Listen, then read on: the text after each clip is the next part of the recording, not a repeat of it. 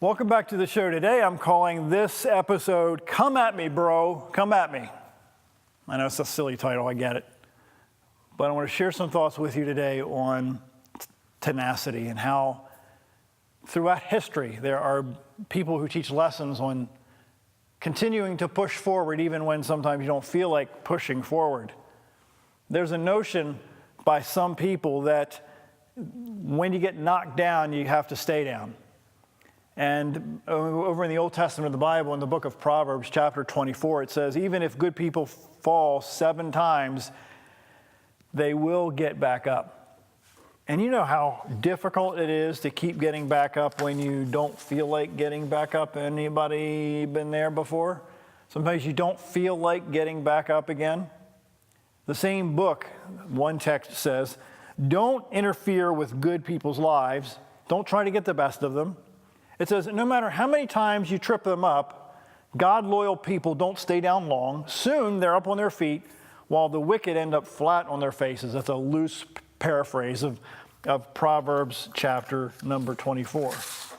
I find it very interesting that in sports, whether it's basketball or sometimes baseball, soccer for sure, that at the end of every game, the opposing team goes over and congratulates the other team.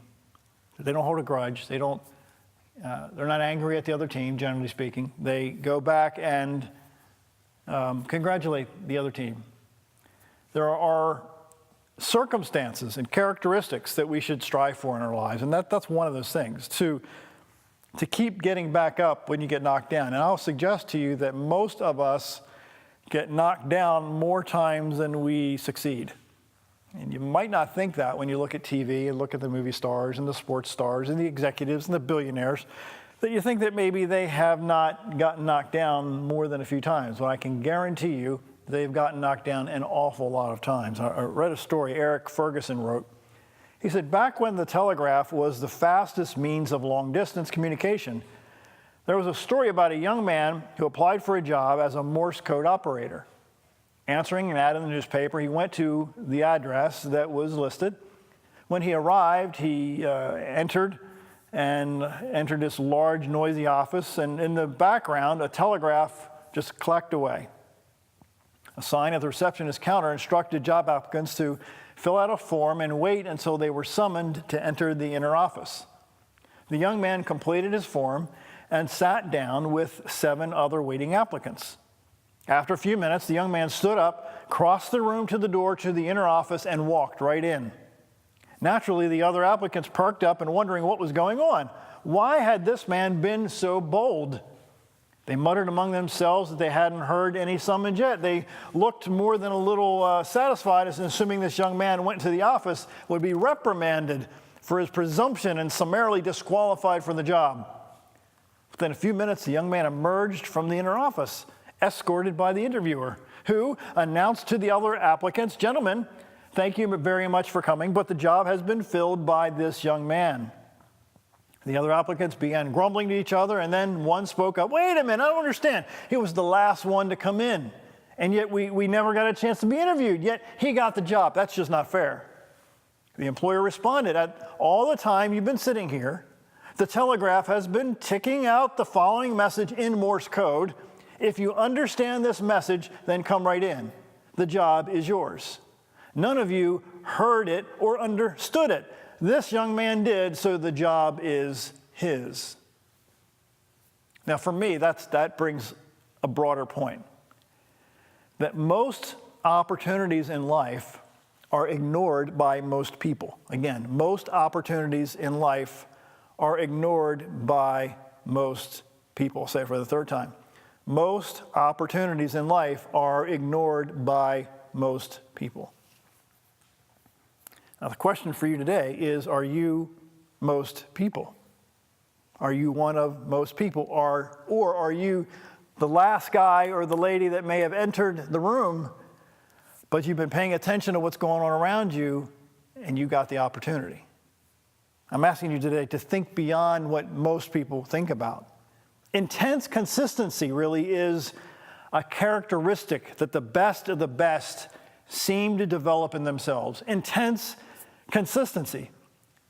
I've noticed over the years that the people who have established systems in their personal life, in their business, in their relationships, are people who tend to excel way more than those of us who don't have systems in our own lives. Systems drive behavior. Systems drive change. Systems create consistency. So if you want to create all those things I just said, then you need and I need to develop more systems in our lives to get us into a routine of doing the things that we need to do to climb the ladder of success. In the New Testament, in the book of Hebrews, it says, "Let us run with determination the race that lies before us." Run with determination. You know how difficult it is to be determined when life consistently throws you curveballs? And so, in fact, there's tons of stories that talk about how there are other people who are watching you in the race. Let me share another example in a unique way. There are many people who watch sports games, football games, baseball games, and they're watching these people making tons of money on TV, and they're grumbling and they're complaining and they're pitching a fit because they should have done this or they should have done that. Or if it was me on the field, I would have done this, or I would have thrown the ball this way, or I would have gone after this ball or whatever. But it's funny that none of those people that are complaining about the people on the field ever paid the price of the people that are on the field. Did you ever notice that? How many times have you done the same thing? You complain about the people that are playing the game or on the field or doing the extraordinary or making the big bucks when you or I haven't paid the price or anywhere close to paying the price of the people who are on the field playing the game. So for me, I'm learning to shut my mouth. Because how dare I criticize people that have paid a price that's far beyond my imagination, that have excelled in ways that I don't even hold a candle to, and yet I'm sitting back in my easy chair drinking my iced tea while they were out there on the field making it happen. How dare I? I can't imagine the difficulty and the stress and the determination of people that have really excelled in ways that are beyond your imagination or mine. I read a story by Bruce Emmert. He said, one of the most touching moments of this sports game was a guy who was named the swimmer. He said he swam in the 100-meter freestyle qualifying heat. The 22-year-old African had only learned to swim last January, had only practiced in a 20-meter pool without lane markers. He had never raced more than 50 meters. By some special invitation of the International Olympic Committee, under a special program that permits poor countries to participate, even though their athletes did not meet customary standards, he had been entered into the 100-meter men's freestyle. When the other two swimmers in the heat were disqualified because of their false starts, this guy was forced to swim alone. This guy, the swimmer, his name is Eric, he said that in fact, some commentators called him charmingly inept. That's a nice way of saying that this guy was a loser. There's no way he belonged in the pool at all. So with 10 meters left to the wall, the story says, he virtually came to a stop. Some spectators thought he might drown. Even though his time was over 4 minutes slower than the qualifier for the next level of the competition, the capacity crowd of the center stood to their feet and cheered the swimmer on. After what seemed like an eternity, this man, Eric, reached the wall and hung on for dear life. When he had caught his breath and regained his composure, this French-speaking swimmer said to the interpreter, "I want to send hugs and kisses to the crowd. It was their cheering that kept me going. It was their cheering that kept me going." I don't know about you, but sometimes you and I just need those cheerleaders to cheer you on. Now here's where it gets a little difficult. It's up to you to place yourself in a situation that you have cheerleaders in your life. Yep, listen to me. It is up to you to place yourself in a situation where you are surrounded by cheerleaders. Because by default, you're going to be surrounded by people that want you to fall. You're going to be surrounded by people that don't have your best interests at heart. So for you to go and, frankly, in my world, to recruit the cheerleaders is what it's going to take for you to really become the extraordinary. Because when you're down, you need cheerleaders in your life, don't you? You need people that are in your corner. You're going to need people that are pushing you forward when you don't think that you have another ounce of energy in your own life. This is what St. Paul did in the New Testament of the Bible. He constantly encouraged other people in his life to keep moving forward, to keep pushing forward, even in the darkest times. In fact, he in my world, in my paraphrase of his story, he had a game one attitude. He had a game one attitude because he knew that if he wasn't going to persist, then he was going to cease to exist. Think about that a second.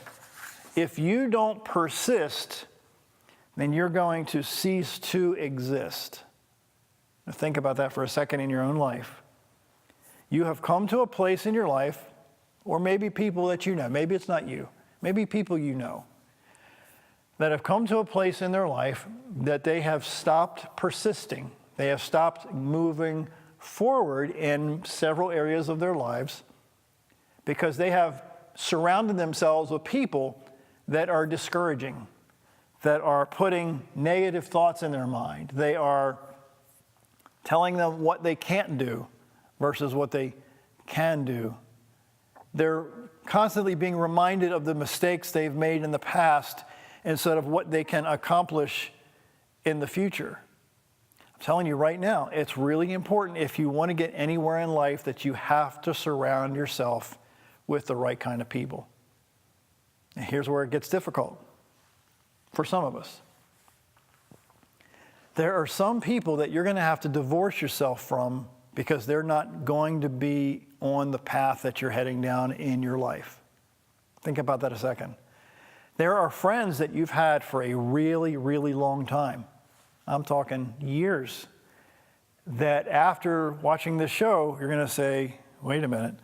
John says that I'm going to have to divorce myself from some people in my life that are not heading in my direction, that in fact are going to hold me back from where I need to go.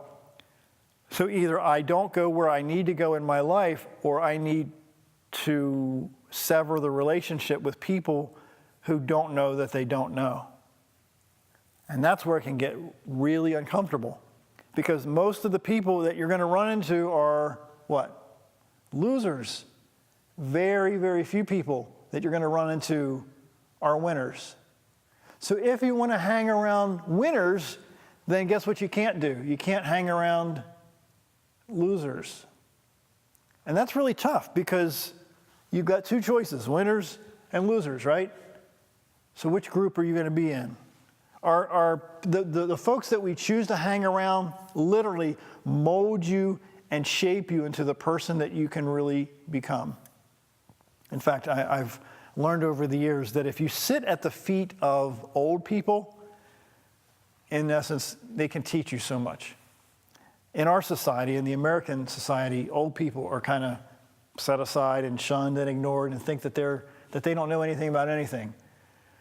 When in fact, older people, seniors, man, they can tell you so much stuff that will blow your mind. Let me share a story. Jeremy Lin was ignored by the NBA draft and waived twice in 2 weeks. Is now, or at least at some point, was an NBA breakout star. Samantha Garvey, a homeless teenager, won a major science award. A guy named Alex Zanardi, a race car driver who lost both legs in a crash, was a gold medal winner for hand cycling. I can only tell you that you can look in the mirror and look all day and realize what you don't have. You can look in the mirror and say, you know what, John, you're a loser. You know, you're a loser. You're a loser. You've made all these mistakes. You can't possibly become a winner because you've made all these mistakes. You want to be a winner, but you look in the mirror and see a loser. But you really want to be the winner, but you can't because you got more losses than wins.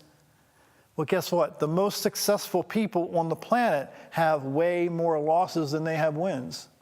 Let me say it again. The most successful people on the planet have way more losses than they have wins. That is a part of the game of life. The most successful people have more losses than they have wins. If you think about every Olympic champion who's ever won anything major, any sort of award of any kind, they struggled for years to get really good at their craft, to get really good at their sport.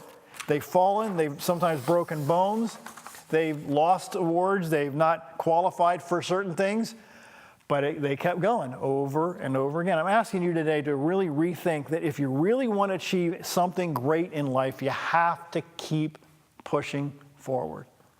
Grant Corrigan is paralyzed from the waist down due to a snowmobile accident in 2010. But that did not stop him from traveling to the South Pole on a sit ski. He reached his goal exactly 100 years after Robert Falcon Scott's expedition did. Dr. Hugh Herr is a professor at MIT in both media department and health sciences department. Herr is also the director of the biocranial group dedicated to the research of human mechanics and the develop of the robotic prosthesis. So in essence, he was able to design and create implements and tools for people who have legitimate handicaps and difficulties and challenges to push past their obvious struggles. Author C.C. Clarke, great science fiction author, he said, the only way of discovering the limits of the possibilities is to venture a little past them into the impossible. Let me just pause there for just a minute. The only way that you're going to go from an environment of believing that you can do the extraordinary from living a life of mediocrity and hanging around people that are, pardon my description, but losers in life, is you have to see yourself as a winner. The way you project yourself, the way you see yourself in the mirror is going to determine everything on the planet if you're going to achieve anything great in life. What if what you believed is impossible is really not impossible? Think about that. I mean, there's been times when I have thought as a young man that certain things were impossible, that I couldn't achieve certain things because I had this handicap or this difficulty or this struggle or this hang-up, or whatever you want to call it. But I had to reframe my thinking in order to embrace an opportunity that was only going to come at me maybe one time. And I'm wondering that about you too. I'm wondering if that you have assumed for so many years that you can't achieve certain things because of the baggage that you've had over a long period of time, that maybe people have planted seeds in your mind that you're mediocre, that you're not the best of the best, or that you come from the wrong side of the tracks, or maybe you've lost an awful lot. So maybe that's a sign from the gods that you should stop trying, when in fact that's part of the package. That if you want to achieve great things in life, then you must go through a tremendous amount of losses in order to achieve great things in life. Pavis J. shares, the Japanese have always loved fresh fish. Interesting story. But the waters close to Japan have not held many fish for decades. So to feed the Japanese population, fishing boats got bigger and went farther than ever. The farther the fishermen went, the longer it took to bring in the fish. If the return trip took more than a few days, the fish were not fresh. The Japanese did not like the taste. To solve this problem, fishing companies installed freezers on their boats. They would catch the fish and freeze them at sea. Freezers allowed the boats to go farther and stay longer. However, the Japanese could taste the difference between fresh and frozen, and they did not like frozen fish. The frozen fish brought a lower price. So, fishing companies installed fish tanks. They would catch the fish and stuff them into the tanks, and after a little thrashing around, the fish stopped moving. They were tired and dull, but alive. Unfortunately, the Japanese could taste the difference because the fish did not move for days. They lost their fresh fish taste. The Japanese preferred the lively taste of fresh fish, not sluggish fish. So how did Japanese fishing companies solve the problem? How do you get fresh tasting fish to Japan, the story says? How Japanese managed to keep the fresh fish fresh? Well, to keep the fish tasting fresh, the Japanese fishing companies still put the fish in the tanks, but now they add a small shark in each tank.